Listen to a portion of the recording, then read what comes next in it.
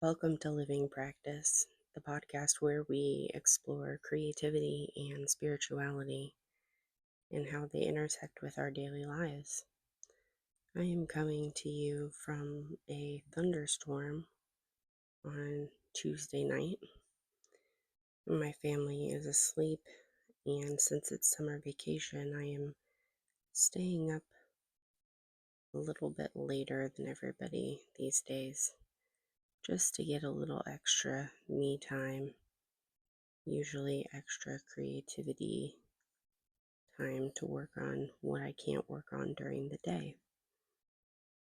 It's still been really hot. We went out in the morning when it was cool enough to do so, but that only lasted about an hour. It was already in the mid 80s. Today, this week, I want to talk about flexibility in our creative practice and how so many of us feel the need to define ourselves and what it is that we do creatively. If you've been around my work for any amount of time, you will notice that I hop around a lot. One week I'm focusing on drawing comics, and the next week I am writing fiction, and the week after that I'm focused on poetry, and then I'm back to collage for a couple weeks. Recently I've been making journals because I have a lot of materials to do so, and because bookmaking is actually really fun. It's something that I know how to do, so I don't need like all of my attention, and I can just enjoy the process. I'm working on a junk journal right now that I plan on listing on Ko-fi that is made from an Amazon packaging that I had saved a while back and quilt squares that I found at an antique store that we like to go to. Somebody had started making a quilt and either never got time to finish it, lost the passion for that particular project, or, it just got donated or passed on or ended up in an estate sale. And that's just the way it goes. I think about all of the projects that I will probably leave undone.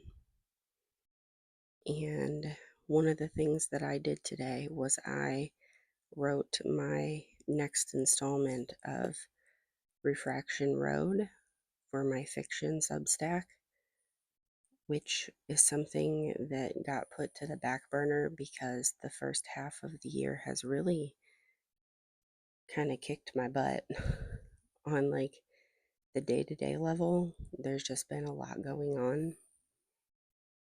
And so I found myself not having time for that particular world that I was writing stories about.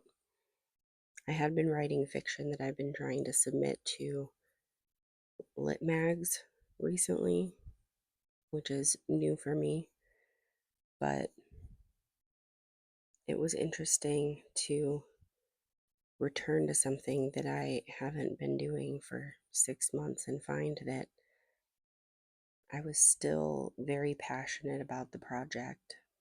And I will say, there's a little bit of the internal pressure that I have to find a niche and stick to it. That comes from social media. I think we all know that by now. Um, there is also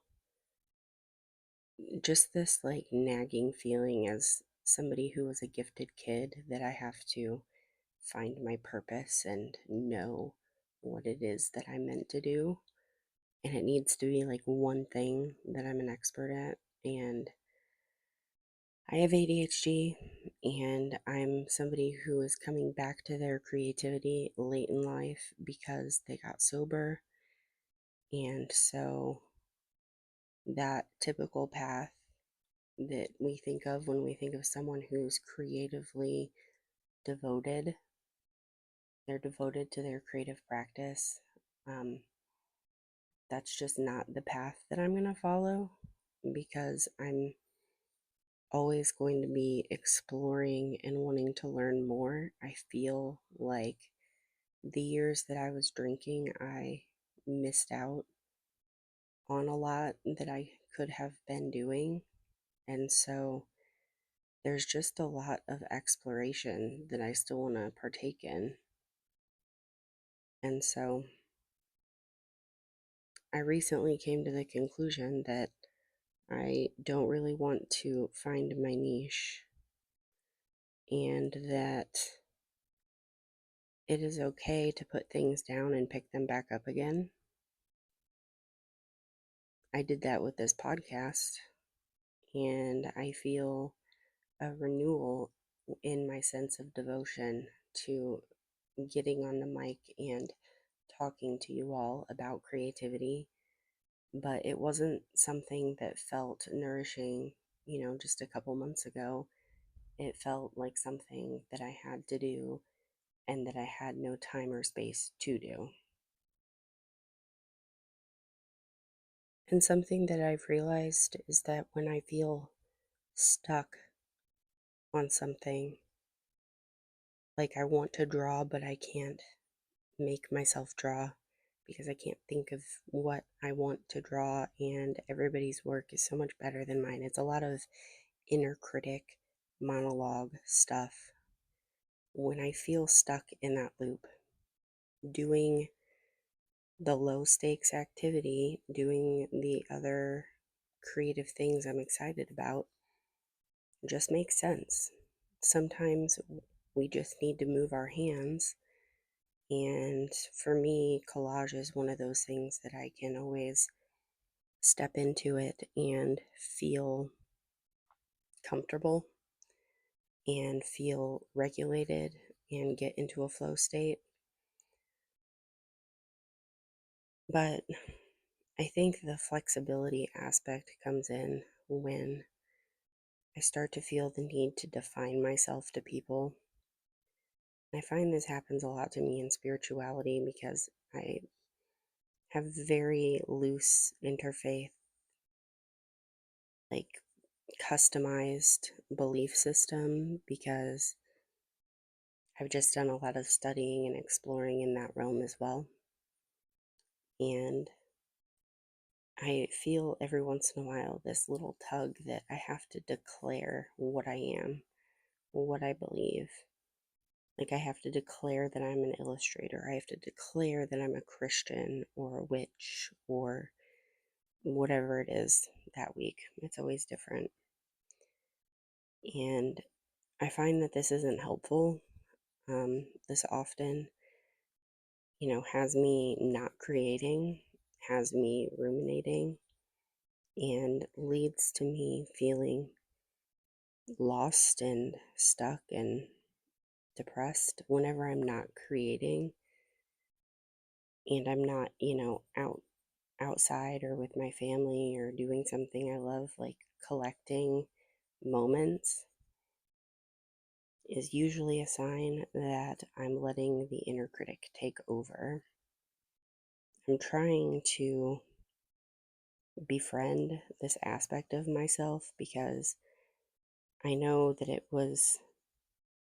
that part of me was born out of like a sense of protection and wanting to help and keep us safe because rejection is really difficult. And I'm not going to lie to you, like, it took me a long time to build resilience to do things like submit to lit mags and not crumble when I got that rejection email.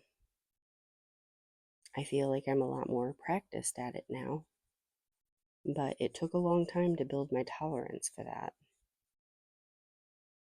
And so anytime I feel myself getting rigid in what I think I need to be doing, I'm trying to pause and look and see what it is that feels risky about what I'm doing and see if that is something I'm trying to protect myself from without even like realizing it. This helps, but I will say I'm not always, the most aware person, so it takes me a while to get there sometimes. But knowing is half the battle, right? Once we know the thing and name the thing, we can start looking out for it and paying attention.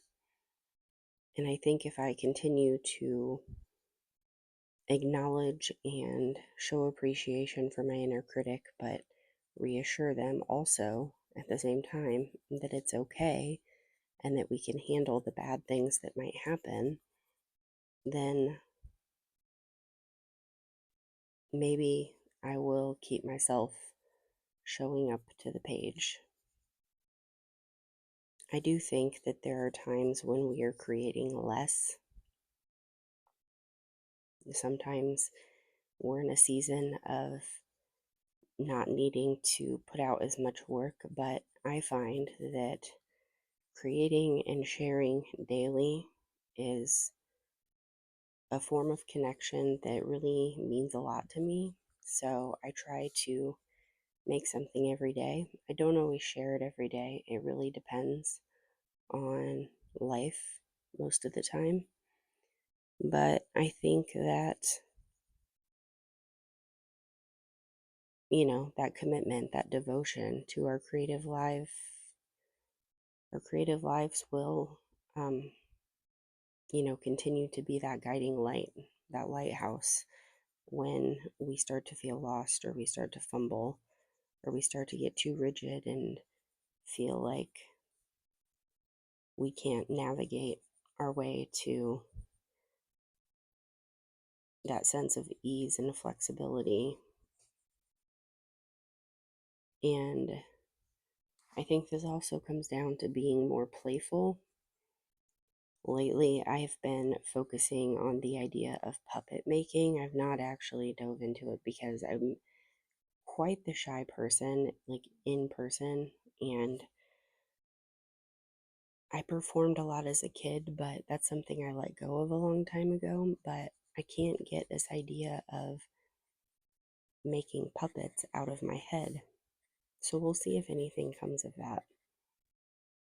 I think there can be something powerful in taking on different personas or like creating a character for something.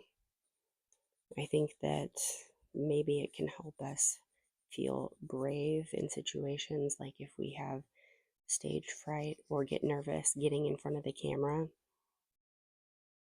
Maybe having a character that we've developed can be the magic that we need so that we can do the thing but have a sense of detachment to it. So I would love if you guys wanted to share with me in the comments or via email and tell me what it is that you've maybe been restricting yourself on in your creative practice and where you could find more flexibility. I think that maybe we could help each other remember that creating is kind of the whole point and find our way back to our true north a lot sooner. This has been Living Practice. My name is Ricky Horvatic. You can find me at Starmoth Press on Instagram or starmoth.substack.com for my creativity publication titled Paper Joys or my fiction publication titled Letters to Imaginary Friends. I hope to connect with you all there. I hope that this message finds you well and that you are safe, and I hope that you go make something today. Have a good day, everyone. Bye.